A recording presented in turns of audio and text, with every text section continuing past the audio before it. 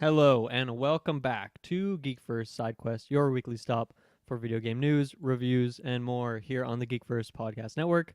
I'm your host, Dylan Musk. Today I'm joined by Kirklin Patzer here on the long weekend Monday, just hanging out. How was your long weekend? It was good. We had one nice day over here. Actually, it was like a day and a half of really nice weather, so we were able to go outside and we're planting some herbs this year. Last Ooh. year we did vegetables and it it was like half of a victory. Like some of our vegetables worked out, and we have a lot of deer in our area, and they like to just Mm, scope out our vegetables and our flowers that we're growing. So hopefully right. we're growing some herbs this year. So hopefully they stay away from that. And then you get some fresh herbs on in the summer morning. So hopefully that Nice. works out nicely. But no, it was nice to just be outside and yeah, just chillaxing on a long weekend. Cool. Not too much podcast stuff going on, so it was a bit of a just R&R weekend, which is always nice and welcome. But yeah, at Nice. the tail end, a little bit bittersweet. Back to work tomorrow, but Mm-hmm. enjoy it while it lasted. Cool. Yeah, I had a very it's like hectic but not really hectic weekend where we went down to the United States, which I haven't been since COVID erupted, and we went USA. to go see Steely Dan and Snarky Puppy concert, Oh, which is Snarky like Puppy. yeah, so Nice. it was That's I crazy. got these tickets like 2 years ago and it was Steely Dan and I don't even remember who the opening originally was, but then in the 2 years like my ticket just kept getting kicked back. And then like when it was finally good to go, it was like, "Oh, Snarky Puppy is joining them for the first 4 That's weeks of so this tour." cool. So it was a pretty like miraculous pairing and it was a really great show. It was the fifth time I've seen Steely Dan, so kind of knew what to expect there. But no, it was a really fun time, and yeah, like getting over the border and stuff like was no problem. Oh, You know, for nice. COVID stuff, I didn't know what was going to go on there, but yeah, it was a really a nice long weekend. Cool. No, that's awesome. A buddy of mine told me about Snarky Puppy, like I think just last year, honestly, and Mm. then I was looking at some of their videos on YouTube. So that's crazy. You got to see them there. I mean, Steely Dan's amazing too, but Yeah, no, that's funny. I like just discovered Snarky Puppy, and now you've seen them live. I yeah. was Well, just the overall. I mean, you said you've seen Steely Dan 5 times, so mhm. you know what to expect there. But with Snarky Puppy, Yeah, it was good. I think they did 6 songs, so you know they're on for a decent amount, and it yeah, was a lot of fun because I mean, even when you like watch their videos on YouTube and stuff, like there's a lot. Like they just leave like sections for improv even in the studio, and then they just do yeah, it over multiple times, and whatever take is the most interesting is what they put on the album.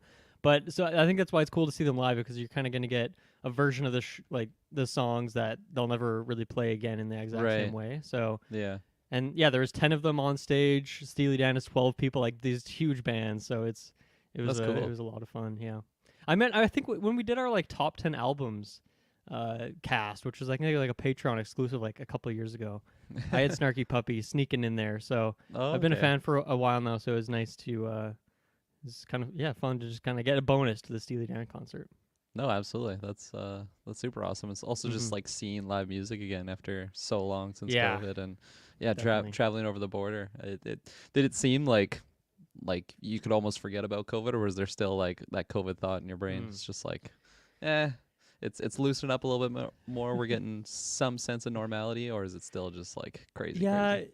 it was a bit weird to be at a huge concert like that where like I don't know 1% of people are wearing masks like just Yeah, people are kind of over it and I don't know so like maybe that was a bit anxious but at the same time I got COVID in the last like couple months so I think I right. have some sort of immunity to it like I don't know I get resistant for a little Yeah, bit so that made it feel a bit better but I don't know other than that like I don't know it didn't seem like COVID was really a thing over in Washington there so I don't fair know enough. a little bit more lax now. But anyway, let's talk about some video games. We got a fun episode today where really not too much on the schedule. Like last week, me and Taylor did a blowout of all the news. Like we just talked about so many news topics. But that's not the case this week. We're just kind of talking about multiverses is the main topic. We've both got into the beta. Thank you, Kirkland, for giving me Of access, giving me course. the code. You were holding it back for me and Travis, waiting for that right time, and we're just like, you know, frothing to the mouth, waiting to get our code so we could jump in there. And then afterwards, just some other games we've been playing. I have a few games that I finished up recently I wanted to talk about, and then you might have a couple as well. So that's what we got here for some intro shout outs. Me and Travis reviewed Men over the weekend, which was very interesting I movie. heard like think a semi-review Yeah. from him. I think I got his like score rating, which Yeah. wasn't as high as I was expecting, and also he said he's never going to revisit that movie. So I'm a Sure. little bit interested in that sense. A24, I'm always interested in their films, but I think for people who, whether you're interested or not in the movie, I think you should listen to at least the non-spoilers part of our cast before you go see it. I don't think this is one you want to go in completely blind on. I think you want to maybe get a bit of an idea what you're going to sign up for because it is quite the experience. Next week on Sidequest is going to be me and Travis. We're going to be doing some Summer Game Fest predictions, so that'll be fun. So if anyone has any predictions you want to make or anything you'd like to see, send that my way. I'll include it in the episode. We finished up Halo last week. Kirkland, me and yes. Taylor. I was thinking about that yesterday. I was like, man, I just feel like it's over now, and I just feel like it was such a flat ending. I don't know. I was just feeling like I can't believe that's over. Like what a show that was. It really ended on a just not even a low note, just like a whatever note. It just fizzled out. Anticlimactic for sure. Yeah, it's one of those things where I'm in the back of my mind. I'm almost thinking that there is an episode this week because I don't feel that effect of like a season finale would have had, from another show like that. But yeah, that was a time. That was a long review. It seemed like during it seemed like there was no end in sight. Now that it's over, I don't know. We just a fun got journey so at much least more content to go on. So everyone Yeah. should go back check that out. Tomorrow, me, you, and Jessica are doing just a newscast talking about That's some right. other movie trailers and some other stuff. So that'll be fun. Any other podcast episodes you wanted to shout out? We have just some retros, always banging out retros, Jurassic but Park's going getting on right ready now. for Jurassic World Dominion coming out. So we've recorded and release. I can't remember which ones are on the Patreons or on the main feed at this point, but yeah. Anyways, so we got some retros in the works, and we got Top Gun Maverick coming out this week. I actually think we got Travis on that one. It was supposed to originally just be me and Taylor, but Travis is coming back from his vacation to talk about some Top Gun, and we recorded Top Gun. I guess it's just called Top Gun, the first Top Gun retro. So that either keep an eye on your feeds. That'll be either out now or coming out soon. And that was a fun one to talk about. That was a movie that just it didn't age well, but in my mind, I thought it was so much better than it was because I really liked it as a kid. So it was funny to revisit with the eyes of an adult. So if you have seen Top Gun, interested in seeing Top Gun Maverick, the reviews are really, really good for that movie. So I'm actually really excited to see that movie. But anyways, if you have interest in it, go check out that episode. And it was so much fun to just talk about this really old 1986 movie that just has a really weird plot, and like the main character isn't as nice of a guy as I thought he was. So yeah, that was lots of fun to record. I feel like between that and Mission Impossible, like it just Tom Cruise is top of mind right now. I feel like he's been I don't even know what he's been doing for the last few years, but yeah, it seems like this is his year. A lot of He's Mission getting back in the Impossibles. spotlight. Even at the grocery store, it's just that he's like on the cover of a magazine. Oh, we also went to Applebee's over the weekend. Oh yeah, So I've really wanted to try out Applebee's, see what it's all about. never been. And there was just like a cardboard cutout of Tom Cruise for Maverick, just like right at the entrance. And like where he was positioned, he was just looking at our table. So like anytime I like looked over my mom's shoulder, he's just Tom Cruise just staring us down from over there. Yeah. So other shout outs, make sure to join the GeekVerse Discord. Talking about MultiVersus, we've been talking about that a lot in there. And if you were in the Discord, you probably could have got a hold of one of the beta keys if you were looking for one of those. So that's a place to go if you're looking for some up-to-date stuff like that.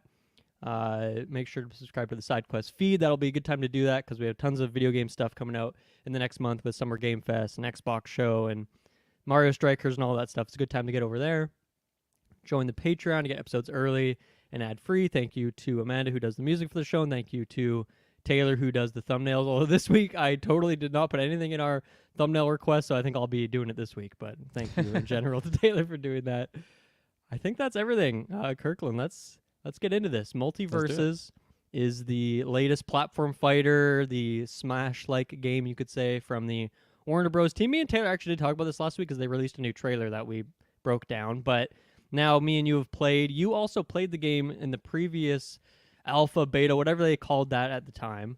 So I want to go to you first just in terms of overall, like before we dig into the specifics of characters and mechanics and stuff, just overall, what do you think about the game? Because you're kind of a new Smash Bros. Fan, like in the last few years. That's right. You've kind of gotten into that and platform fighters in general, I guess. So what do you think about this game now that you've had you played it a couple months ago or a month ago, and now you've been playing it again over the weekend.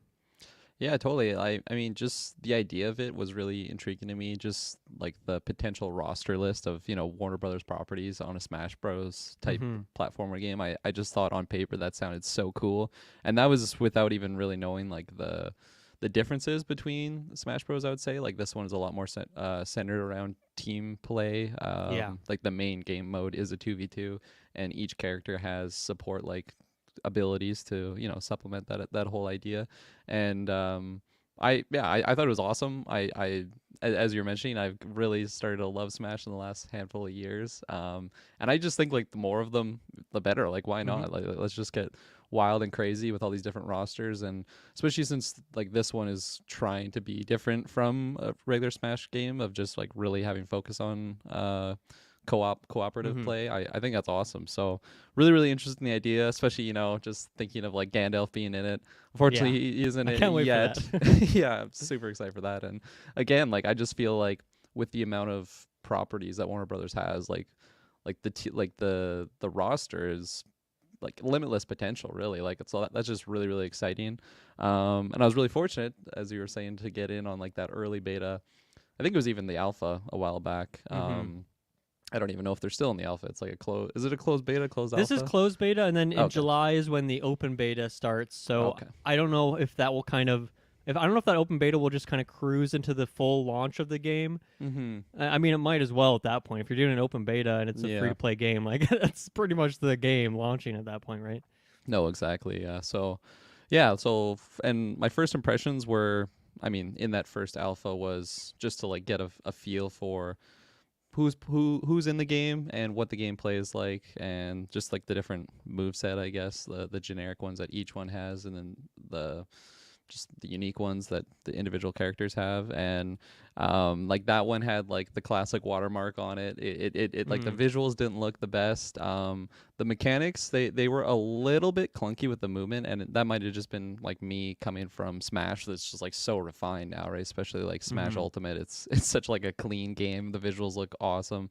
So like I definitely felt that there, but my initial feelings were like really positive, honestly. Like I think just each character felt really cool and unique, and what really surprised me was like the support element of it. How like I think it's like Rain Dog has like that one ability that like you can literally just send out an ally like off the edge and then just call them back. It's a really, Mm-hmm. really cool just mechanic if you can coordinate that with your partner. And like I think the skill ceiling is like a lot higher than I was. I mean, Smash is like that where the entry isn't high at all. Like you can Mm-hmm. really get into it and just button smash and have fun. But like the skill ceiling is just like to Endless, the yeah. moon. It's insane. So especially incorporating those support elements and the co-op play, like there's so much potential for like the esports side of this game. It's really, really exciting. Um, and yeah, like I didn't really have any like performance issues like initially. I think my biggest complaint like then and even still now is like some of the matchmaking. Like I find it's kind of 50-50 if I find someone that I can just absolutely bop or get bopped. Like Sure. there's some games when like I literally don't die once. It's like, oh, that was a little bit too easy. And then there'll be another one where it's just like I feel like this person has just been like studying the game forever Yeah. and they're just absolutely bopping me. But again, it might just be my skill. Or I I feel like also the more people that play it, like probably when the game's out, there'll just be a lot more people to actually, like match people properly with the skill levels and Yeah, stuff hopefully like there'll that. be an So actual ranking. yeah, I Right think now it it's will just like be. how much have you played the game. That Yeah, seems like how they rank you against people, or it might even just be completely random in the beta. I'm not actually sure. We'll dig more into that matchmaking a yeah, bit later no, on. exactly. But yeah, no, and like now the current stage of what it's at, I the movement just felt so much smoother than it was. Obviously, there's no like watermark on it, so the visuals look good. And yeah, they haven't added too many new characters from that initial beta. I know Velma, Taz, Taz, yeah. yeah, those are new characters. But yeah, no, like Harley was in it before, Batman, all those characters. So Mm-hmm. they haven't showed too many more since that initial release. Again, like I think that's one of the most exciting things for me about this game is just like the potential roster list. So I am excited to see who they add and when they add them. there's some debate on that topic. But yeah, all in all, I think there's a really cool game. What do you call it? Like a platform fighter? Platform fighter, yeah. Yeah, so really cool like entry I really, platform when fighter people game. call these kind of games Smash clones, I don't like that term. I think that's just such a negative connotation. Platform fighter Yeah. is the way to go for sure. No, absolutely. And like it's not like this is the second one. Like there has been many different platform fighters in the A lot past. of I know, indie like ones. PlayStation Nickelodeon All All-Star Stars. I Brawl. remember that one Yeah, back I on always the forget about PS3 PlayStation game. All-Stars. Yeah. A lot of people forget about that one. But yeah, no, it's a cool game that I think differentiates itself really well from just being a Smash clone. Like there's just in the regular attacks, like you can charge up. I guess you could do that in Smash, but still, like there is some the differences mechanically for sure. yeah, and like the air movement. I think like I definitely haven't used the full potential of like the movement ability that my character has. That was one thing that kind of surprised me, just how much you can actually like be in the air, and like if you actually string together your attacks and your dodges and your double jumps and all that stuff together, like you can be everywhere in the air. It's pretty crazy. So but yeah, that was my long strung out initial thoughts of the game, but a lot of maybe I'll pass to along dig there. into. Yeah.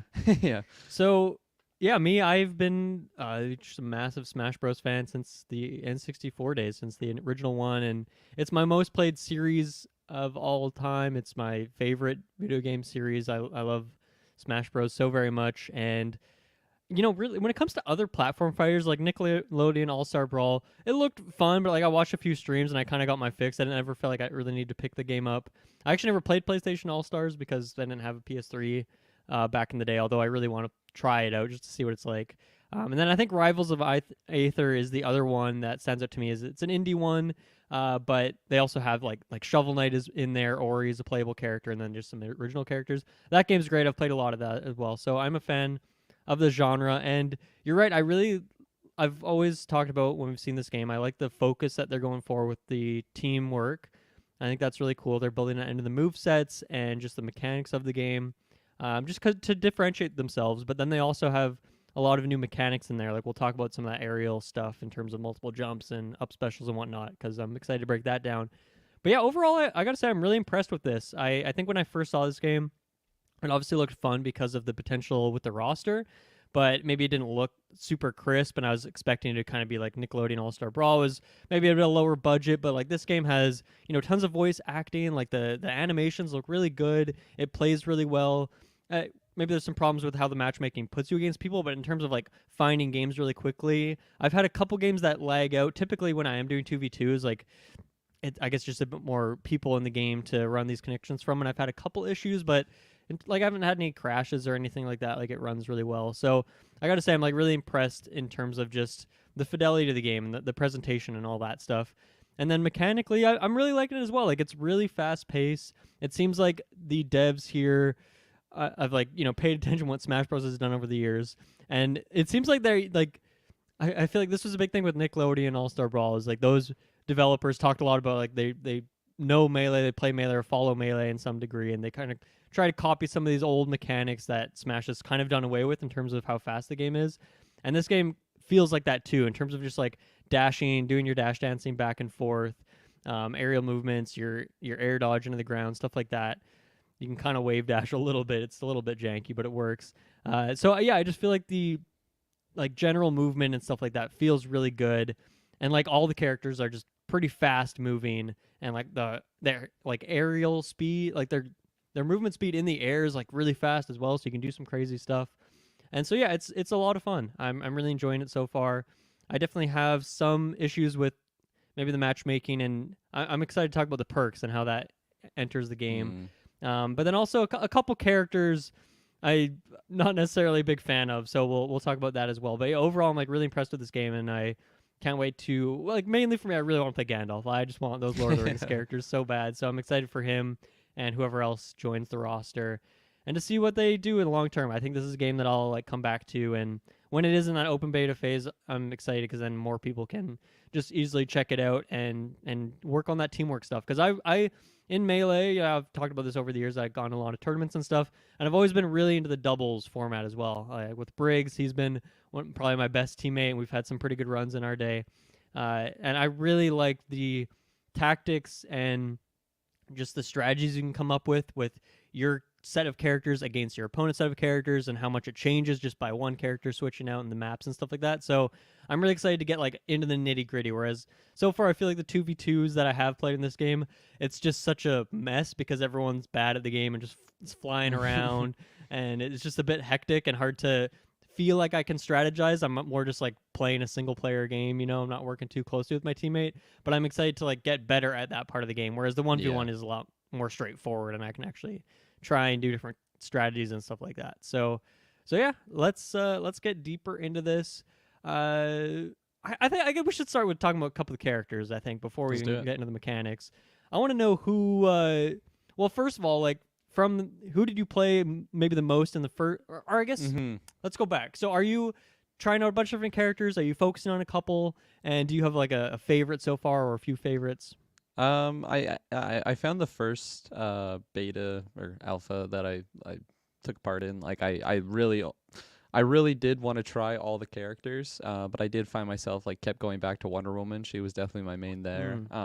But like I would go in like the testing room and just kind of try out like the different move sets. Then maybe if I got into a match and I just got absolutely bought by Batman, it's like okay, let's try out Batman here, see what this guy's all about. So definitely did that the first time around. This time I think I was like trying out ones that I didn't like play too much the first time around, so I was playing a lot more Finn from Adventure Time. I really like just his moveset, how he has like that dash, that teleport type thing that he has. And then I think also like this is the type of game that I definitely will be playing characters that I just really like.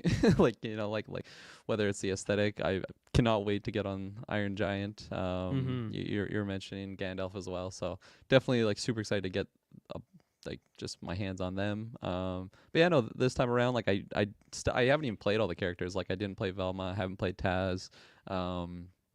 I think I was spending some time with Shaggy just because I think he's kind of your tutorial guy, so you kind of I think exactly. everyone checks him out naturally because of that. Exactly, and then I think in the last alpha stage, I was just playing Wonder Woman because she was like the first unlock, and I just found like her abilities able to just really utilize easily, like without having like a team comm, with your partner there. Like I felt like I was able to support my character and then also just kind of stand my own, like fairly easily. It wasn't too like her abilities are focused on only supporting your character or something like that. Like I found it was a good middle ground in that sense. But so yeah, no, this time around I was playing a lot of Finn, some Arya, and then a little bit of Wonder Woman here and there. But Nice. I found last time around I was really, really interested in Tom and Jerry, but I just I don't know what it is. Their kit just doesn't work for me that well. Maybe it's too complicated. Man, I played against one Tom and Jerry, and he was like the most annoying player. He just sat in the corner, just spamming projectiles over and over, and it felt good to beat him. But I was like, man, and I think that was the first game I played too. So I'm like, I really hope that this is not what most people play like, because I don't think I'll have that much fun if that's the case. Yeah. But thankfully, I think it's just like most characters have a projectile or two. And I have found a lot of people that do like to sit in the corner and throw the projectiles out, but I don't know. I usually like if you get a couple hits on them, then they kind of scramble and then you start fighting it out more normally. But no, exactly. Yeah, Tom and Jerry's. I guess that fits the character, right? To kind of have like a lot of tricks and whatnot. They're annoying, yeah. Absolutely. Even in Smash, like I didn't really like play too many of the projectile focused characters. I was always more of a melee centric, I don't know, player. So definitely like just getting pulled towards those characters more. But yeah, no, it is really interesting like playing against just randoms and then just coming against someone that can really utilize their character. Like you can really tell that they played a lot. Maybe they're a higher level, and I don't know, they're just utilizing certain things with the character's kit that I maybe wouldn't have thought of at the time. So again, it is fun that you can go right into the training and kind of play everyone, just get a feel for them, and then you can kind of focus on who you want to unlock. And just that's a good call, right? Because if you had to like spend these coins that you spent a couple hours getting, and then the character is not that fun, that would suck. So I like that they give you that. And yeah, the training mode, like how easy it is to switch from character to character is great. You don't have to like back out of the menu, pick a new character, go in, which I think you have to do in Smash. So thankfully they made that nice and seamless. Absolutely. The first character I checked out after obviously the Shaggy in the tutorial was Velma. Oh yeah. I just thought it was so like such an interesting character for them to add. I don't know why. I just think of all the people like before Scooby Doo, Velma's in there. Like, all right, I'm into that.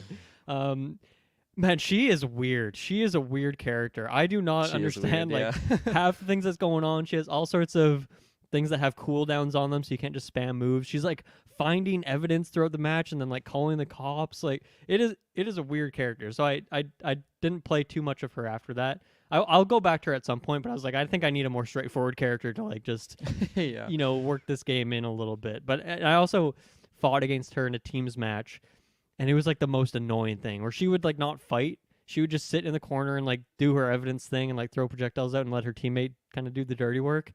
It's weird. It's a weird character. They still have the experimental tag on her because she just Yeah. I guess is a new one. I'm curious if they're gonna change anything. Truthfully, think I just don't understand her enough to like say whether or not she's OP or a good design or whatnot. But she was definitely a lot more weird than I was expecting, which is fun. I didn't even run into too many like of Velmas like just in matchmaking, which I think just goes into the that camp where maybe she's like a little bit harder entry Right. point for that character, or maybe just people don't understand her or like how to use her kit to the full Yeah. potential. But yeah, And then the character that I kind of checked out next, and because this is one of the free characters you start with, was Harley. And I got to say, like, this is probably my favorite character so far. Played a lot of Harley at this point, probably more than any other character. And I really like her moveset, like her kind of grounded combo. She has like this 4-hit combo that you can do that leads like knocks the opponent up in the air, and then she has like some really good aerial follow-up attacks. So that works really well. And it's cool because like you can start the combo going one way, and then you can like switch it back and forth. You can do like 3 hits forward, then do the fourth one backwards, and it just like works seamlessly. And her hammer attack in the air is just so fun. It's just such a universal tool because it goes like all the way around her if you get the timing right. It's good for like just chasing people off stage and like spiking them and like, oh, it's just great. I think she's my favorite so far. yeah. With Finn, I absolutely love his slap ability. It's just again, like, just slapping your opponents, and you can Yeah. even like slap your allies, and I think you just like push them away with no damage, but you can just like help them, go somewhere or push them into an enemy. So it's fun usage, and who doesn't love just slapping people in a fighting game? Yeah. So You mentioned that you checked out Arya. What do you think of Arya's kit? yeah, I mean, she was like the most like a Fire Emblem type character, so, Sure. in this one. I didn't like her as much as Finn. I found I was dying quite a bit with her. I feel like I was just kind of forcing myself to be right in the face of the enemy. I liked her combo. Aesthetically, it's fun to just be Arya Stark and just kicking ass. And but yeah, I definitely wasn't the most successful with her. I was mostly just playing her for the aesthetic of Game of Thrones character, and it was just really fun having her in there. It was fun going against certain characters and like putting on I think it's like the mature setting, and just having her like shit talk the certain characters. Like Bugs Bunny was one of them. There wasn't too many like unique lines that she had with some of the other characters, so I'm curious when the full game comes out if they add any more dialogue, or if like every character is gonna have some unique just dialogue between each other. Because there was some with I think every I combination feel that like it's I had. like one to two lines, and like Yeah. it's cool, but I wonder how much of it's there is going to be. And then also if you factor in like, okay, if this game intends to be around for a while and they have a lot of DLC characters, like, are they going to get the voice actors back from Right. like Yeah. who did the first Batman voice like Seems each time you're unlikely. doing a new character, or did they just like preload a bunch like, oh, we might do these other 20 characters, let's just put a couple lines in there. I'm really curious how that's going to work out in the end. No, absolutely, because that's like a really fun thing, just to flesh out the game world, I guess, a little bit more. And like, who wouldn't love just Gandalf shit talking the Iron Giant or something? If we get down to that point, or whatever it might be, the combination of dialogue there is really fun, because that's something that's not in Smash at all. Obviously, a lot of those characters don't really talk; they just make No, noises. yeah. So, but yeah, no, it's really fun. The Arya was one of those where I got absolutely just messed up on, like in the first stage of the beta alpha test, whatever it was. I think the first one I had gone against was like a level 8, and I was like a level 2, so there's some unfair advantage there, but still, yeah, she was fast, quick, and can put out a lot of damage. I've played a lot of her as well. I find I do not know what I should do with her in teams matches. Like in a 1v1, Yeah. she makes more sense. I wonder if because I know this game obviously they're pitching it a lot as a teams game. Like that's how they show it off in the trailers and whatnot. So and it seems like most characters, movesets are designed around that. But Mm-hmm. she really does feel like a single player focused character to me. Yeah. So that where they are throwing some 1v1 focused characters in there too. But yeah, I found like I just when me and Travis were playing some co-op on Friday, and I was like, Nice. I'm sorry, man, I'm doing nothing in this game as Arya. Like I just don't know what I should be doing. And then I also just don't know like what her kill moves are. Like I don't know what is going to be like the last hit kind of move. I just like I can build up damage, get some good combos, but I don't know how to finish them off yet. So I want to play her more because I do really like her moveset. I love her like her down tilt attack on the ground. How you like quickly roll behind the opponent and then strike them, and then you can do like sometimes I'll run up to someone, I'll roll through them, and then I'll do that attack right backwards. So I'm just like zipping around them. Nice. Like I feel like there's just a lot of fun little mix up she has, and her knife throw, you can just throw that new enemy and then kind of combo them away and teleport to it. Like that's a really fun combo. She has a lot of good like aerial kind of follow ups as well. So Yeah, she's probably one of my favorites as well. it is an interesting point, like you mentioned, where like it seems like certain characters are focused more in like a 1v1 sense, and like if they have those types of characters, like are they almost unplayable in like the upper echelon of if you're doing 2v2s and you're in like an esports setting where like it all that stuff is really important. Like actually like their kits are just a lot more optimal for those game modes. I mean, there could be so many layers to it, right? Because like let's say for whatever reason, I have the roster on my other screen. Let's say Shaggy is like a really good teams character, and in like tournaments he's just very popular. But what if Arya just is like the natural counter to Shaggy? So even though it's a 2v2 setting, like maybe that just kind of works out. Or maybe like for example, I played against a Ryan Dog in 2v2. He was on the opposing team. He didn't attack us once. Like he was just running away and doing whatever the fuck he does. So like maybe that would be a thing where he can just go around buffing up Arya and she just does all this, It's a good point. cleans up on her own. So I feel like that'll be fun to see what kind of teams emerge as like, okay, these two characters work well together and which ones don't. Because I feel like, yeah, there's probably a lot of room for strategies. But I guess, to ask you, like, did you play mostly 2v2s? Because I've played mostly 1v1s, and then just on Friday night with Travis, we played like maybe 7 or 8 co-op matches together. But I've mostly been sticking to the 1v1 just because it's kind of what I'm used to as a melee player. And I kind of want to wait until I can play with people that I know to do teams, because like random matchmaking teams for me, I don't think that's very exciting for me. But thankfully, a lot of people are interested in the game, so I shouldn't have a trouble finding people to play with when the open beta hits. No, absolutely, yeah. Unfortunately, like I haven't played co-op with another person that I know of, so I can actually like, be on comms with them, because that would be obviously the more optimal way to play. We got to do that soon. When it goes until the 27th, right? So we got this week. Oh, perfect. Try and check that out. Absolutely, because I feel like that's where like that's what the game mode is for, right? If you're playing ranked, you're gonna be in that situation, having a duo partner. But I've I don't know, kind of 50-50 on the 2v2s and 1v1s.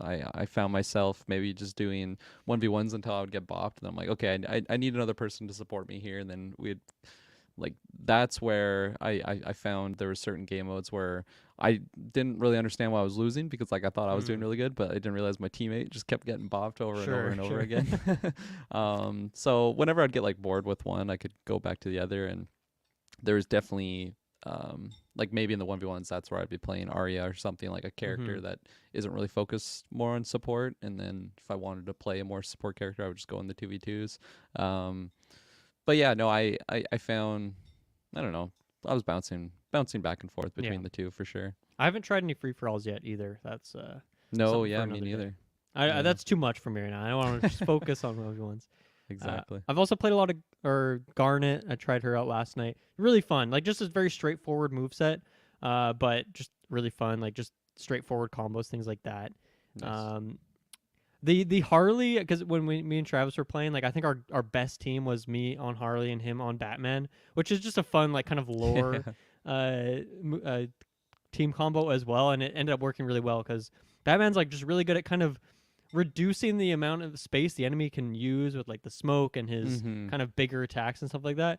So Travis could just like kind of close down the map a bit, and then I could just do those Harley combos, the ground combos and stuff. So that was a really fun combo to use. Yeah, there was it was funny. I was playing a couple days ago, and I was just playing 2v2s, and I was playing as Finn, and my partner was Jake, so it was like a really nice aesthetic Adventure Time Nice. team up.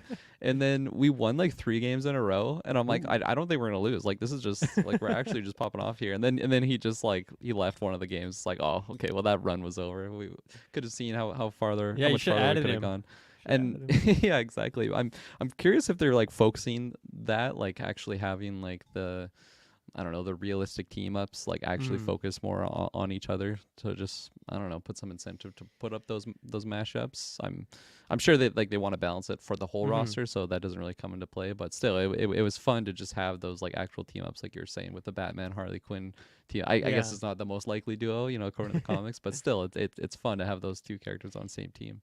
It seems like there is some intention with the roster so far to have multiple characters from the same franchise. You know, you got like Shaggy and Velma, you got Right. Jake and Finn, as you mentioned.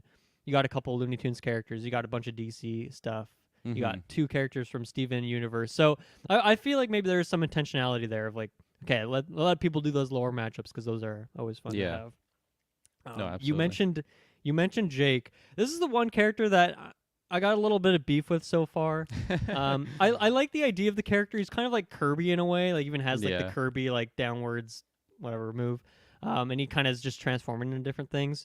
He's very what's the word? He's just very like nimble. He's very flexible. So he's kind of doing some weird stuff. But I find that like it is a cool idea for a character. But I find that the game feel of playing against him and just like a hit misses that visually like looks and feels like you hit him, like it just happens so often where I'm like, okay, my hammer just went right through him, but because he's kind of slippery, I guess it technically didn't hit. So that's maybe the one thing is I just feel like half the time my attacks visually feel like I'm hitting them, but they're just like going right through. And you know, maybe the guy I was playing against just had really good spacing or something, and I know he's like using dodging and stuff too, but that's maybe the one thing is I just feel like, and even like his moves, like his horse attack and stuff, like it just feels like a character that's hard to read in a that's not fair. necessarily like a mind games way, but just like it's hard to tell where his hitbox starts and ends and where his body starts and ends. No, that's fair. Yeah, they definitely can improve like some visual clarity, I think, because like he wasn't the only character that I did have that thought with. Forget who it was. It might have been Tom and Jerry. Honestly, there was another character where I felt like that same thing. Where, okay, like it tells me when they're dodging, or it tells me, you know, like there's actually like an indicator to like see what's going on. But there were still some moments when I swear that wasn't happening, but like I just wasn't actually getting damage off, or maybe they were, I don't know, like countering me in a sort of way where I'm like, this doesn't make sense. But so definitely like could have some visual clarity there. I mean, they've already had improvement in that direction from that initial alpha test, so there's no reason for me to believe that they won't have more of that going forward, especially you know, with just more characters that come out that are even wackier visually. They definitely, you know, especially if this is like an esports, more competitive centric game, like they really do have to clean those things up to just make it fair and balanced. Yeah, and you know, that's something like I kind of forget that this is a beta because it really is. Like the presentation's great and it's very polished, so it does feel like we're just playing the game at launch now. But I got to remember that you know a lot of these things are still in progress, and some characters even have experimental on their tag because they're not ready to go yet. So obviously we'll talk more about that stuff in the future. Let's take our first ad break and come back to talk more about this game. Okay, we are back. Let's see, where do we want to go next? I guess I don't think I have too much to break down here, but the stages so far, I want to see more of them for sure. I feel like there's only 3 or 4 in there, but I like the variety. I'm feeling a bit weird on some of the maps, like the Haunted Mansion one where you got to break through the walls and the roof to like get people out. Like it's maybe a cool idea, but I guess I just like simple maps that don't have janky stuff like that after playing so much competitive Melee for years. It's not awful by any means. Like it only takes a couple hits to break through the walls, but and then maybe the Batcave, I don't know. There's something about it. I think maybe if it was like the bottom part was a bit wider, I would feel okay. But something about like those walls and stuff just feel a bit janky. But overall, I think the maps are solid. I want to see a lot more. I want to see like Helm's Deep and some other fun locations. Oh, absolutely. I feel like there's maybe not enough variety in there yet. Like there's even like the training mode with like basic platforms they put in there. So I'm sure that'll be like they're focusing on the characters now, and stages is something they can do quicker and easier later on. But something that I'd really like them to see bolster that roster of stages up. Yeah, it's really important for them to find that middle ground of having like the weird gimmicky things to like make it interactive, but also at the same time like it is a competitive fighter. Like you can't be fighting with the map, when you're trying to fight your opponent, especially if you're playing like a ranked game mode eventually down the line. But I really hope eventually like they have a specific map for each character and like world that they have in, kind of like what Smash has now. There's just so many maps at this point that they're just they feel really unique, but still like I feel like there's not too many maps that it just feels unplayable because it's just too many wild things are going on. I think okay, they can have one or two of those, and then maybe down the line like you can also, I don't know, like ban certain maps that are just absolutely ridiculous to play. But like I love the aesthetic of like the Batcave and stuff like that.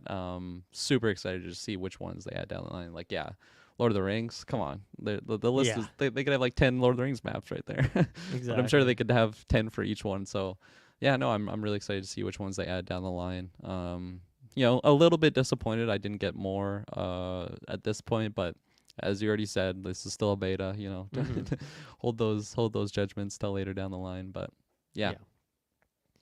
okay, so let's talk a little bit more about some of these mechanics. So one of the things that we've both alluded to that I really think is a good change, and I really like this, is the idea that, okay, so each character obviously has a jump and then a double jump in the air, but then also if you mix up your order of your jumps in the air and your up specials and your air dodges, you can do like a ton of things in the air. So if you, I guess essentially what you got to do is like not use the same thing twice in a row, but then you can use it a second time. So you can say like jump again, use your up special, then jump, then use another up special, and you can do some fun like ladder combos upwards to get some kills off the top, which with Harley, that's like my main way to get kills. And it's really like every time I get it, it's so satisfying. Or you could like, instead of a jump, you could mix an air dodge in there to go at a different angle. And like that just feels great. I'm really happy with that change. I think that is such a fun way to balance it where you don't just give all these characters free reign to move around like that. You kind of got to earn it or strategize and use your moves in special ways. That's like, I think mechanically, that simple change is like my favorite thing so far because it adds so much variety to the combos and the movement options. Yeah, that's where I think like the skill ceiling really like really shows there. Like I can only imagine in like the higher tier competitive games, just like how often they're actually like in the air and being able to chain those things, because there's been definitely times where like maybe I'll forget the order that I do it and I think I have a lot more movement in the air and then I kind of fall off the stage or something like that happens. And like I hope that's something that, like, I don't know, for new people like coming in, maybe someone isn't even like the best player, but like they just really have practiced those types of mechanics and it's really like one-sided those games, because I definitely felt going against certain characters that really had that down.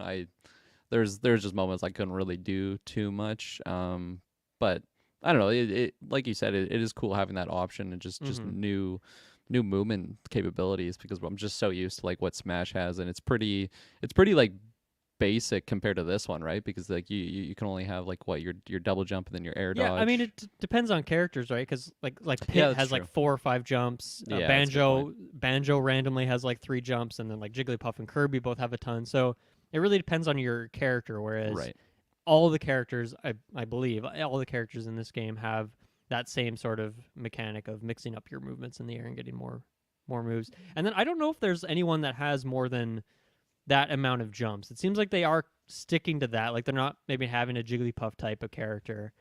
So I don't know. Maybe we'll see some of that more down the line.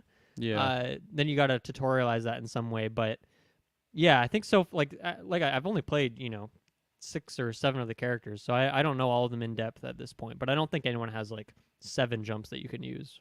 No, I think you're right, and I mean, just with that being the case, I wonder if that's kind of their idea moving forward, is they do want to keep the movement like all the same across the board for the characters. But I mean, I can already imagine like certain characters that they're gonna add is just a lot more nimble or fast or just floaty compared to some of the characters already in there. But Yeah, that's a good point. I didn't even really think about that. That it is kind of mainstreamed the limitations for the movement Yeah. in that sense. Which makes it easier to switch between characters, which is good. But Yeah. yeah, you also maybe do want some variety. And then I think they also like one change with that because you have so many more jumps and ways to move around in the air. They've taken like the up specials are generally a lot weaker than they are in a Smash Bros. Where Mm-hmm. like let's say Diddy Kong's up B, if you charge that in Smash, like you can just fly across the whole map. Whereas in this game, like they are much smaller, but obviously it's because you're gonna have multiple of them and things like that. So they've balanced it out in that way as well. Because the stages in terms of like where the edges are and stuff is pretty comparable to Smash. Like it feels Yeah. kind of similar in that way. Absolutely. And then another big thing kind of related to that is that you don't have the ledge in this game. Like you obviously do have a ledge, but you don't grab onto it and you don't have a ledge jump or a ledge attack like you do in Smash. Instead, you can just kind of wall jump. Every character can wall jump up the wall, and you just kind of have to get back on the stage that way. So I think this is good. It seems like every other platform fighter has not gone ahead with the ledge because it is a very controversial thing in the Smash community where every time you grab the ledge in Melee, you get whatever it is, like 2 seconds of invincibility, and like you can just keep refreshing that over and over again and there's no penalty. And in Ultimate, like by the time Ultimate's out, like they've changed that stuff where if you keep grabbing the ledge over and over again, you eventually get like you don't have as much invincibility. But I think it's almost easier to just go kind of avoid it completely. And this system is instead a lot more like Rivals of Aether, which doesn't have that grabbable ledge, and you can just wall jump instead and use your up Bs to get back up. So I think it works fine. Maybe it can be a bit janky when you're way down low and you just have to keep wall jumping back up. And then people can like still kind of abuse that where they can use some downward moves and try and spike you down. I think I'm happy to not see the ledge, and I think it works fine. I feel like so far it doesn't feel like there's tons of activity happening there. Like usually people are higher up when they're coming in, but I don't know. I guess I got to see more of that. But to me, it seems like a good change so far. Yeah, I honestly didn't even really realize the absence of the of the ledge mechanic. Obviously, you're a lot more ingrained in the Smash genre, the game, the platform fighter. There you go. And then so we've talked about teams, doubles and whatnot, and so I guess one thing I feel maybe weird on is a couple characters, or even more than a couple, seem to have abilities that don't do anything in a 1v1. Like it is the move only does like buffing your teammate in some way, and I think that's a miss. I think you should somehow incorporate all the abilities to have. Like there is some abilities that do this thing, but then if you have a teammate, they do this additional feature. But it seems to be that there is some moves that just straight up don't do anything if you don't have a teammate. I could be wrong on that, but I like reading some of the descriptions. It's like, this just buffs your teammate and does nothing else. So Yeah. I guess I'd have to try out more of the roster to see how that is. But I think that is kind of a bummer if they like I get it. You want to focus on teams. That's great. But I don't think you should ignore the single player because a lot of people are going to want to go down that route anyway, even if you do try and sell the game as a teams focus game. No, absolutely. I agree with that. I think that's something that they can just work on like for the full release of the game is actually making everyone playable to their full potential, like in just the 1v1 modes. Because if you have like Rain Dog for example, like you're severely limited if you want to bring that character into the 1v1, and it shouldn't just be like, okay, well I love playing 1v1s and I love this character, but I just can't do that at the same time because this person is just going to be completely limited in comparison to fighting against Arya, for example. So and I don't know, like just make a certain mechanic work or like a certain ability work or boost yourself, in a 1v1. Like if it's boosting a character, with the Rain Dog, like teleportation, like I don't know exactly how that would work in a 1v1 sense. Maybe you just have like a certain middle point of the map that you can just shoot back towards if you chain it properly. I don't know. I'm not a designer, so don't ask me for that one. Yeah. But still, well, I mean, the more characters they add too, it's like, okay, if this character is teams focused, well, you have a ton of other options to pick from. And I think them doing like actually assigning Ryan Dog as this character that is like team focused character is a good idea because it's their own created character. It's not from an IP. Like imagine your favorite character ever is Batman, and Batman's just like shit in 1v1. Like he is only there to buff teammates. First of all, that would not fit the character at all, but that would like really suck for the Batman fans to just have like this character that feels nerfed if you like nerfed into only playing this one mode. Like that would suck. Yeah. So Maybe that's I like, agree. and I think they do plan on doing more of these original characters, which I'm cool with. Like, I think the design for Ryan Dog is really cool. They're just visually and also the moveset. So I'm down for them to do more of that. Obviously, I'd prefer a Lord of the Rings character any day, but like, I think it's still cool, and I'm down if they add more of them in. Yeah, I absolutely I agree with that. Also, if they're adding certain characters that just really like flesh out like every game mode that this game can have, like Rain Dog is their own created character, like you said, and it's really focused on what this game is all about, which is that co-op element. Mm-hmm. I'm curious going forward, like what the ratio of like actual IP characters and fresh new characters that they made is going forward, because yeah, I do like the idea of them adding that, but I don't want them to miss out on certain IP characters because they're just trying to force some of their own ones in there. Mm-hmm. And maybe that's just the selfish side of me. I just want to see a lot of Warner Brother property Yeah, characters in there, because the roster is insane, like what they have just the it's a rights really to. good So starting roster. Really, really good yeah, starting roster. absolutely. Let's talk a little bit about the matchmaking here, and I think this will kind of segue us into the perks.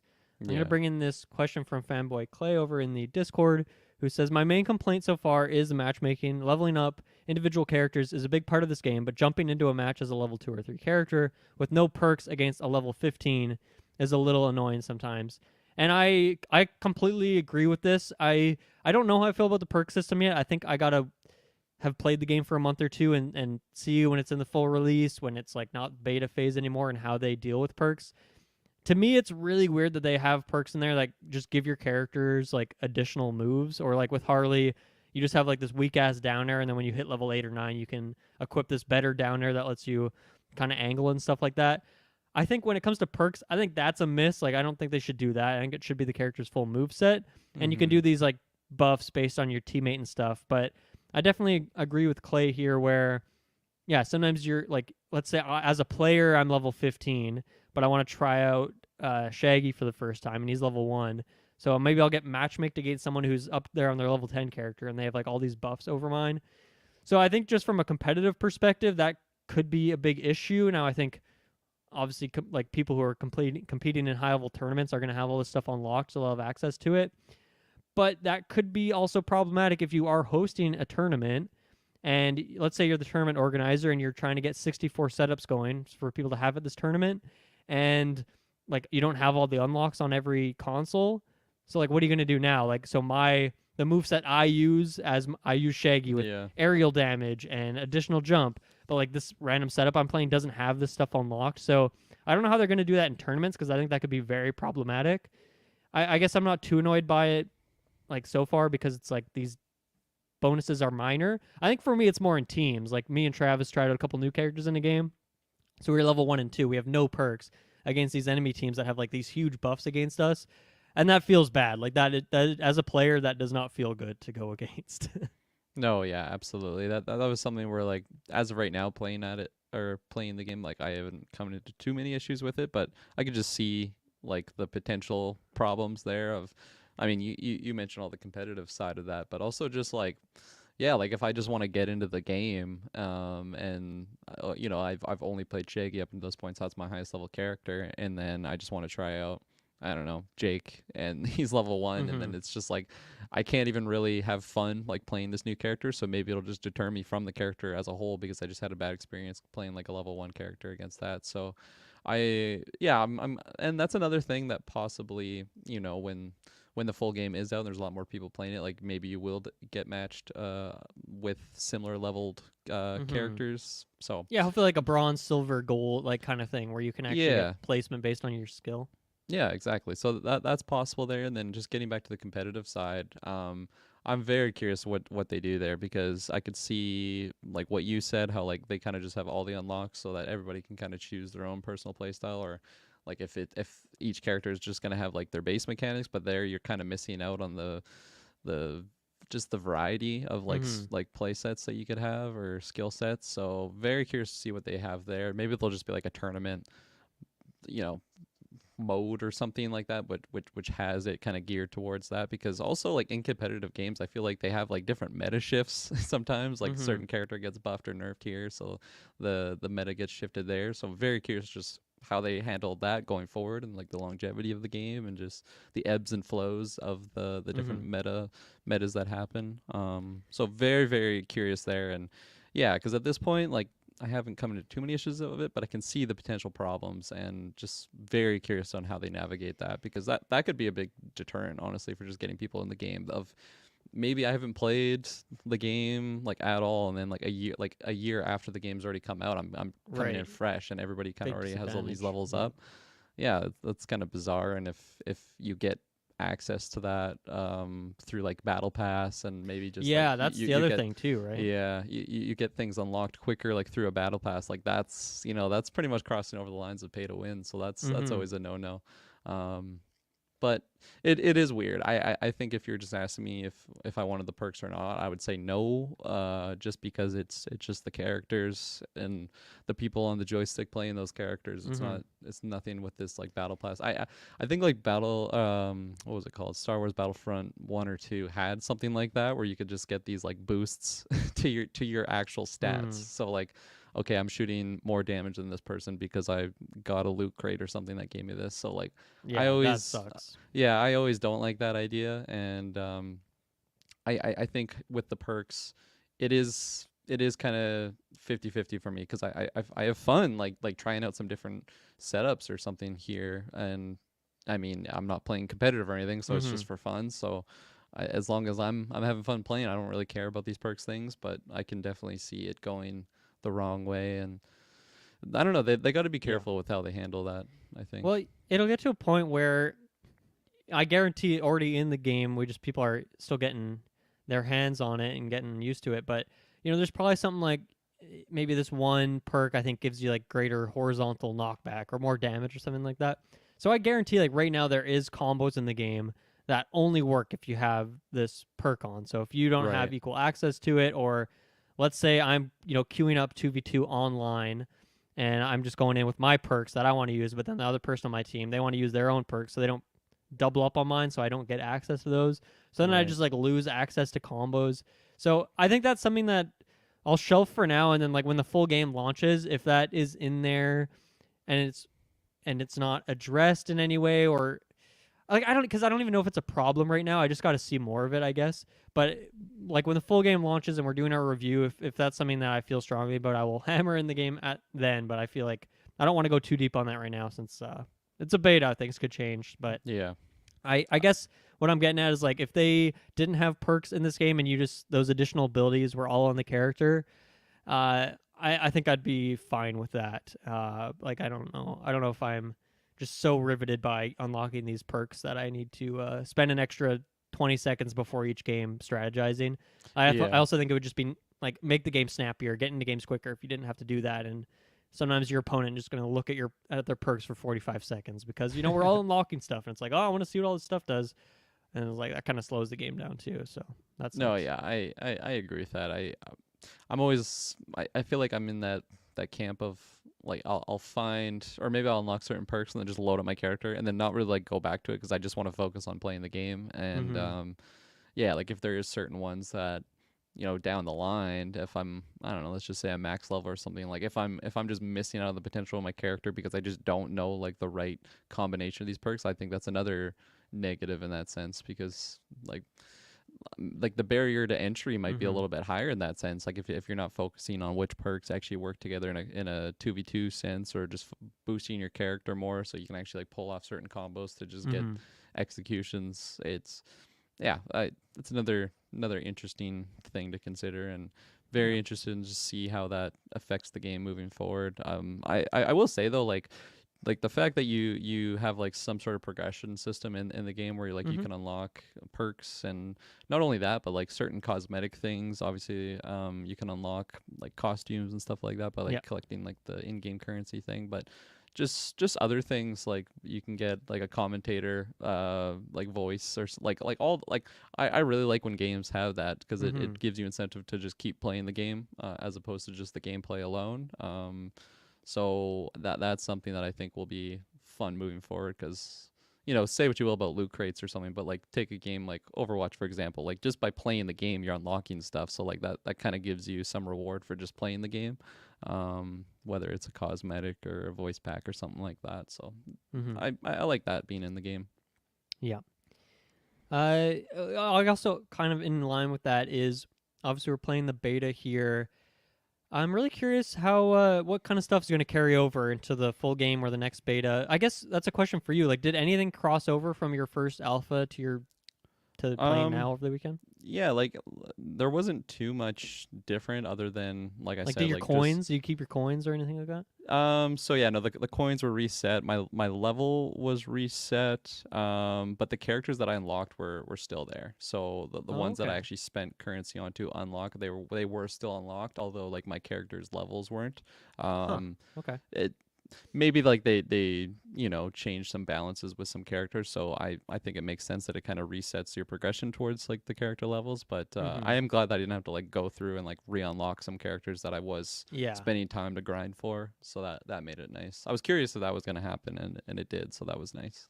Yeah, that's pretty much exactly what I would ask for. Is like, okay, I Yeah, understand you can reset all this stuff, but I hope the characters we've spent a couple hours to unlock stay. So that sounds good, and hopefully that is the case from this closed beta to yeah, the open beta in July. I would hope so at least. So totally. yeah. I guess some other questions here from the Discord. So Clay had some more questions. Let's go into these ones. I guess we were kind of just on this track, so let's go along with this. Do you think multiverses will have an expensive battle pass, and do you see yourself getting the battle pass at launch?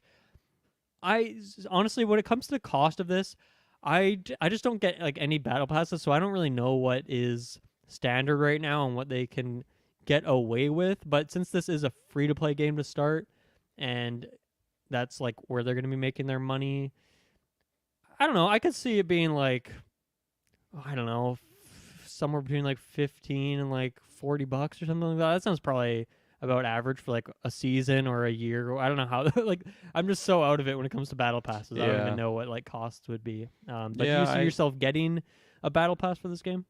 no, I don't think I'm really a battle pass person. I if you want to, if you're really loving the game, I like that the option's there for you, but I personally like haven't and probably won't go that route. Don't really know what the price is, because like you just said, like I don't really get the battle passes. I'm curious if they're gonna have some sort of thing like through like Twitch Prime, like they have that a lot with some games where maybe you just get certain, Hmm. I don't know, not really a battle pass, but you just get some cosmetic things for just giving them like your Twitch Prime subscription, because then they kind of get some money through there, and then you don't have to pull out your own wallet if you're already playing for Amazon Yeah. Prime, and you are really liking just the game. Like you can get some unlocks there. So I'm curious if they have some sort of thing like that involved in it. But yeah, Mm-hmm. as for the battle pass price, I'm not too sure Yeah. with that in regards to that.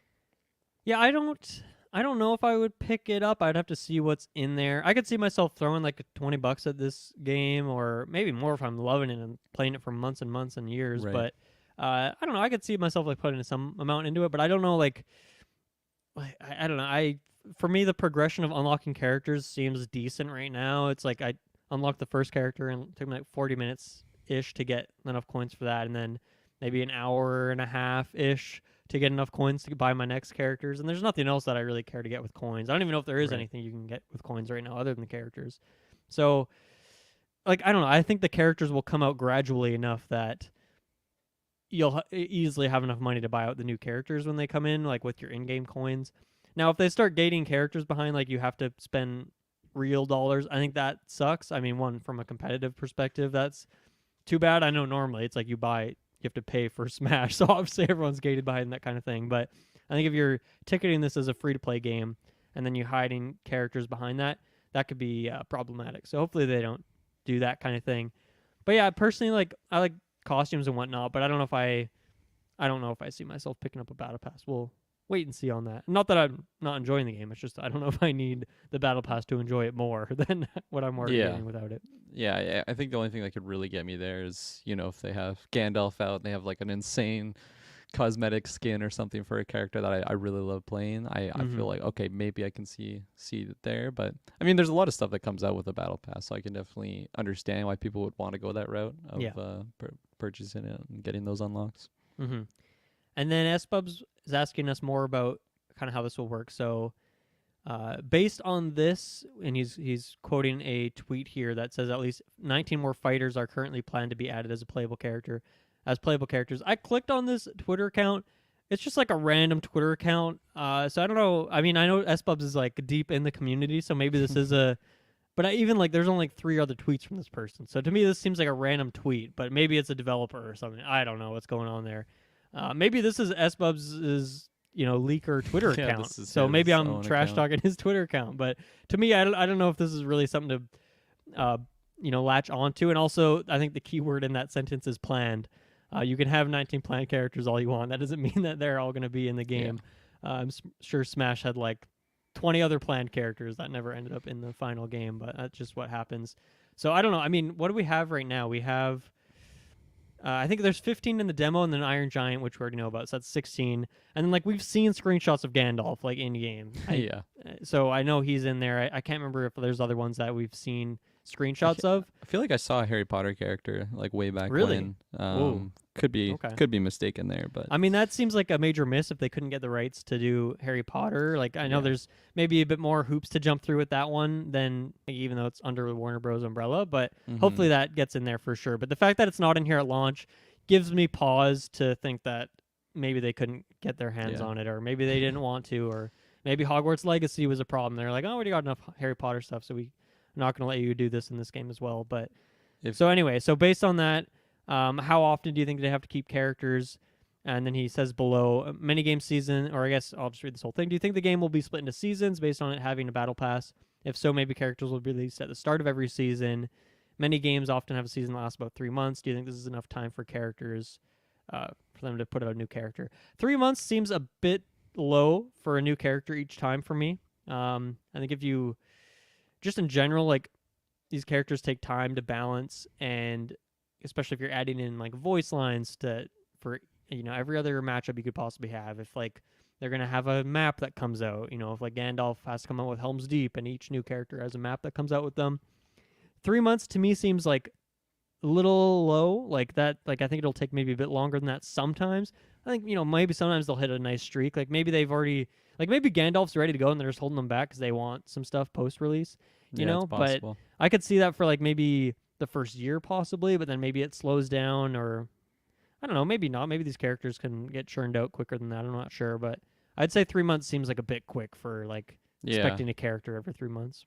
Yeah, Smash did roughly that, but Smash is also like a huge team compared to. I don't know how many devs are on this game, but probably a lot less than Smash Bros. I would imagine so. Yeah, no, I definitely think there will be that seasons thing that most Battle Pass type games have.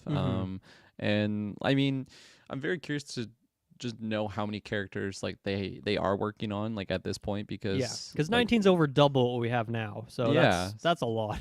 And like if let's just play with that idea, like if that is the case, then I could definitely see them putting out like maybe like every season's kind of thematic. Most games kind of do that thing, I think, where they have some sort of theme that's going with the season. Maybe the first season is all about like Lord of the Rings, and they have like 3 Lord of the Rings characters or something comes out with that they already do have like almost ready to go. Maybe they just have to polish up some things, but that could make sense. And then like comes out with a map, 3 characters, next season same sort of thing. But if they don't have these characters actually already made, then I definitely agree with you. I think that is a little bit too quick to just expect. I could see like a bunch of costumes rollouts coming out at with every season. Obviously that's your big thing you're gonna peddle, but I think a stage easily could come out with like each patch. I don't know if like they want to do that many stages. Like you don't necessarily need all of that. I know Smash has a lot, but you don't need a ton of stages, but at least one from each property that's in the game. And then even if you couldn't get Harry Potter in the game, like maybe you could get a Hogwarts stage at the very least. Like that would be nice. Yeah. So I think we'll see a ton of costumes for this game, and that'll be exciting, especially for like the comic book characters. Obviously they have a lot of different alternates you could use. So that'll be exciting to see. No, absolutely. And then another question from Clay was, do you think this game has any real chance to turn players away from Smash? I think this game has the potential that people will pick it up alongside Smash, competitively or casually. I don't think it's going to turn anyone away. Like, I don't know if any Melee pros are going to quit Melee to go over here and play MultiVersus. Now, where I could be wrong on that is that they did announce that they're doing a tournament for this at Evo this year, and the prize pool is like $100,000 or something like Yeah, that. that's crazy. So that's huge, and that's way more money than you'll ever get as a Melee player. So like you could, I think you'll definitely see people go play this game, and I think you could see people try and ride the hype on it. I don't know if it'll have legs. We'll have to see how much Warner Bros. Supports the game, and if you get that $100,000 tournament 2 years in a row, 3 years in a row, does the developer support keep coming? And that will depend on how successful the game is, obviously. So I don't think I see people turning away from Smash, but I think you'll see a lot of people pick this up alongside Smash, at least for maybe a few months or a year, and we'll see if they like it enough to want to keep playing it, or if they just want that paycheck and they feel like they're good enough that they could justify keeping going with it. So Yeah, that's my answer on that one. Yeah, I agree with you. I think they'll kind of just coexist. Like they're separate enough, like in their base game mechanics. I think that it's not like one is like just gonna be completely replacing the other. Like you definitely could play both. But yeah, no, that's something that's gonna be interesting. Just looking forward is the longevity of this, and if the tournament hype just keeps building up to the point where it like they just become like really really big tournaments. That'd be great. Who knows? Yeah, we'll have to wait and I'm see. excited to watch that Evo tournament. Like I'll definitely be checking that out. Yeah, that's where Evo's like fun. they'll be showing off some of those air capabilities and combos and just the co-opness. So it's a 2v2 tournament, right? I think I saw so. Yeah, 2v2 tournament, 32 team payout, $100,000 prize pool. So that's pretty that. cool. It's awesome. And I mean, Evo is the biggest like tournament series, fighting game tournament series. I went to Evo back in 2015. Good times. Nice. And Evo is actually owned by PlayStation now, so I wonder what other. Maybe you'll see some other PlayStation team up All-Stars. there in some way. Yeah, I do really. Me and Travis are going to do that cast soon. PlayStation All Stars 2 Dream roster sort of thing. So look forward to Nice. that as well. Kirkland, do you have any other thoughts on MultiVersus here? I think next week, like I said, I'll have Travis on. He's been playing the game as well, so we'll probably talk about it some more. Plus, I'll play more this week, so we'll probably have some more MultiVersus thoughts next week, and you guys can hear what Travis thinks of the game as well. But yeah, anything else from you today on this? Not really. I just would want to like double up on saying like how impressed I am, honestly, with like how they're handling it. Like they, this isn't the first beta rollout. Like that, like it seems like they keep doing these tests and just getting people's feedback, and just being really like open, like publicly in the community. That's always nice to see. And yeah, like honestly, for closed beta, like it ran really smooth. I didn't have like really any like connection issues. I wasn't lagging out in like a lot of my games, which can definitely happen in this type of setting. So all in all, just really really pumped that this is a thing. And yeah, no, it's great job from the devs and the team that are working on it. Man, I hope I like Gandalf's moveset. That's like, if I don't, it's like I'm Doctor be a bit Strange and heartbroken. Ultimate Alliance 3 yeah, exactly. all over again. That'd be so sad if I don't like the way he plays. But hopefully he's got some cool magic, and he's got a sword, the staff. Oh, it's gonna be sweet. Maybe he throws his hat like Mario, does a little boomerang hat. Yeah, that's gonna do it for MultiVersus. Let's take our last ad break, and we'll just talk about some of the other games we've been playing. Nice. All right, Kirkland, we are back. You said earlier on that you maybe didn't play a ton of other stuff this week. Anything you want to show out here in this other games we've been playing section? Yeah, a couple days ago I was playing COD Warzone with the Nice. podcast people, as we do, and they have this new Godzilla versus King Kong event where I don't know if you've seen it, but it's actually insane. Like they have Godzilla fighting, loosely fighting King Kong on the stage, but it's just such a wild dynamic to like add into that game.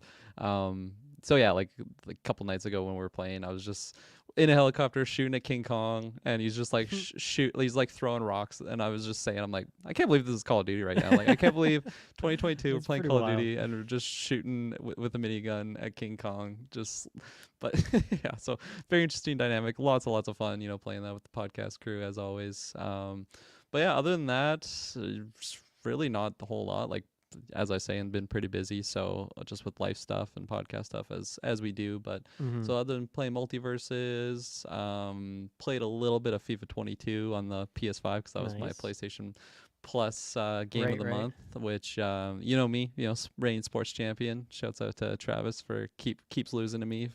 He's trying to take that Wow, belt away from me. brutal shout out.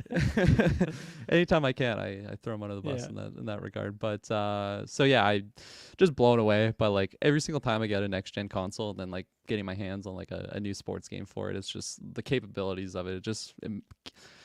Just looks so much more like real life. It's amazing. I love the improvements that game has made. I haven't played like a FIFA game in a few years, so I feel like if you get it every year, you don't notice that many like leaps in the just technology and new features that they add. But it's been like probably I think 2016 honestly was the last FIFA game I played. So now like they completely redesigned the shooting mechanics and everything, and like it actually feels fresh, which I think is really important to a sports game like that, because it's really easy to just be like, well, am I just wasting my money? Like I'm getting the new roster every year, but the leaps and the technology and the gameplay mechanics aren't that impressive. So it was nice to have that thought, and also it's also nice because I get it for free, or not necessarily free. I pay for PlayStation Yeah. Plus, but a free month. Sure. And then playing a little bit more of Trek to Yomi. I haven't unfortunately beaten the game yet, but still really really liking that game. They put out a patch too. I think it was last week, where it just improved some bug things that I haven't personally come across. I was just reading through the patch notes and saw that they updated some of that stuff. But Nice. really really awesome game.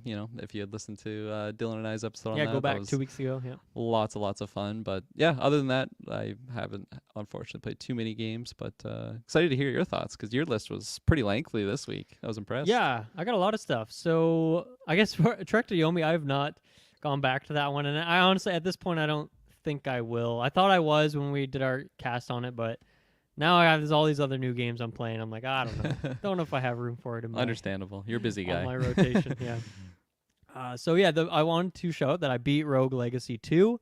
That took me a while. That was hard. Like that game, there's like, I guess the setup of it is like anytime you go in to the level, there's like this big door that you're trying to unlock, and you have to like beat these 6 bosses to unlock it. And that that 6th boss took me so many tries, so many attempts, so many runs, different strategies.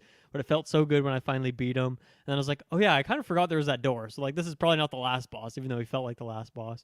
And so I went through that door, fought this other super hard boss, and then there was like another boss after that. So it was just like this endless row of bosses that took me so many tries, but super satisfying game. Like just the game feels amazing, the variety for obviously a roguelike, but also just with the classes that they have in there. And then there's just so many other bonus challenge stuff. Like you can go in and it'll set you up against 2 of the bosses at the same time. So you got to try and like figure out this fight now, fighting 2 of them. It'll mix them up, different orders, different arenas and stuff like that. So just like an insane amount of variety. So even though I've technically beaten the game, rolled credits, like there's still a lot more to do. And it's one that I'll probably like, a couple times a month, hop in there, do a couple more runs, and just have a good time. So really, really great game. I really highly recommend that one. It's been in early access for a bit, but I think Rogue Legacy 2, like just the first one I thought was a decent game, but I guess didn't really stick with me. But I think they just leveled it up in so many ways for the sequel. So everyone should go check that one out. I think it's maybe only on Steam right now, but hopefully it comes to the other consoles at some point in the future. Nice. And then I talked about this game a little bit last week with Taylor, Loot River. This is another roguelike top-down action game. Really fun. I've played a lot more of it. And I guess the quick pitch I gave last week on it is that the dungeons that you're playing on, you're kind of like in these over water areas where you're on these rafts, and your right control stick moves these rafts around. They're kind of like little Tetris blocks that you're moving around. So mixing up like this movement along with your movement while you're doing this kind of action, heavy like rolls and dodges and parries and stuff like that kind of action makes it like really really intense game. And there's a lot of like fun strategies. Like you can maybe charge an attack on one raft and then like fling the raft over to where the enemy is, and like get like let the charge out early so you can hit them just as you get there, and then you can back away, do it again. Like you can just like cheese the enemy like that. The way the verticality of it is, like it just makes it like this puzzle game along with this action roguelike game. It's really really cool. I love the vibe of it too. And like the first boss I finally got to, and it's just really intense because you're just having to move around on these rafts, dodging his attacks while you're trying to get close enough to go in for these strikes. really, really fun game. It's one that I kind of have taken up like the daily. There isn't a daily challenge in the game, but that's kind of how I've been playing it. I'll just do a run a day and see how it goes. And sometimes it might be Nice. 5 minutes. Sometimes it's like a half an hour long run. So really, really want to shout that one out again because it's really cool. I'm going to keep playing that one. And I don't know if it's a game I'll go to the end and beat it because I don't know how hard it's going to get. This first boss that I've only made it to once, it kind of destroyed me, but definitely like a lot of fun mechanics in that one, and visually I really like it as well. So Nice. shoutouts to Loot River. That one's on Game Pass where I've been playing it. A couple other things. Citizen Sleeper is another game that came out recently in the last couple weeks. Game Pass as well. And this game is really, really interesting. I gotta say, it like really surprised me. Like when I first saw trailers for it, I thought it looked maybe interesting, but the visuals weren't really doing it for me. But now that I'm in the game, like I don't even really care about the visuals because I'm just so invested in the story and the world building. It's pretty much a visual novel, like in terms of the budget for it. Like it feels like a very small indie game, and that there's no voice acting, and it's just kind of a lot of reading. But like the writing is really good, so I'm like totally down to go through it. And like the music is great, the setting of it, and it's kind of, I guess structurally, like, kind of like a board game in terms of you're rolling dice and making decisions and deciding what you're going to do on a day-to-day basis in this kind of like survival. You're like on a kind of derelict spaceship with a bunch of weird creatures and people, and just kind of spending how you're going to do your days and make sure you can find enough food and energy and stuff like that. So that one's really cool. I think, if you aren't a person that likes to read a lot when you're playing games, definitely not for you. Absolutely not. But if you are down for that, then I think it's definitely worth checking out. And then I've also been playing Bug Snacks, which do you know anything about Bug Snacks? Kirkland, do you remember like trailers No, I for this saw one? that on your list. I was very curious what this was. This was like this game came out like at launch with the PlayStation 5, and it wasn't like a next gen game by any means, but I think there just wasn't tons of new games at next gen for launch, so a lot of people were checking it out. And it's just like, it's kind of Pokemon like in a way. Like you're just on this weird island and you're just going around taking pictures and catching different creatures just to fill out your Pokedex essentially. But the Bug Snacks is like everything is like a bug mixed with some sort of animal. So it's like there's like I forget the name, but there's like a little strawberry creature cruising around, or like these orange slices that hide in the ground. You gotta like get them to come out. And like I guess I'm surprised at how good it is. Like I thought it'd be just maybe a fun little thing to check out, but it's like actually really high quality, and it seems like there's a lot to it, a lot of variety, and a lot like it just seems like it's got a lot going on. So I'll maybe report back on that one when I've played more. I've only done a couple sessions of it, but Bug Snacks is a game that I've heard about for a couple years. I always wanted to check out, and now that it's on Game Pass, I finally did, and it's a lot of fun. So shoutouts to Bug Snacks. I love the name. Yeah. Yeah, it's a very goofy game. Like even like the voice acting is just very silly and over the top. It's kind of like maybe got Adventure Time sort of vibes to it. Oh, Thinking nice. back to MultiVersus there. And then the last game I wanted to shout out today was Golden Sun. So this is not by no means a new game. This came out in like 2002, I think, on the Game Boy Advance. But I've been playing this over the last honestly 2 or 3 months. I've been playing it in like very short chunks. It's just a very classic JRPG. I think of like Chrono Trigger, Final Fantasy, like that kind of style, turn-based combat, fantasy world, that sort of thing. Have you ever heard of Golden Sun or played Golden Sun back in the day? No, I haven't heard of this. I'm just Okay, looking well this into is it like now. Nintendo franchise. I think that there's been 3 games. Always definitely more niche, but I think as a Smash Bros fan, just being in that community, people have always been requesting Isaac from Golden Sun, who's like the main character. So I've always wanted to go back and check it out and see why people are so ravenous about wanting this character. And I can definitely understand why. Like there's a lot of fun like magic abilities and different sword attacks and stuff like that in there. So I can definitely see why people want it. And so I'm gonna say I've beat the game, although I didn't technically beat the game, where I'm on the last boss, and the last I'm just majorly underleveled, which I've come to realize, and this boss just destroys me.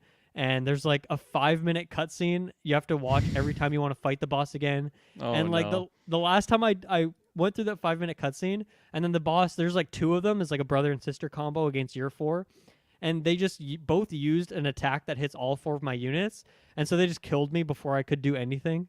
And so I at that point I was like, okay, I think I'm done with this game.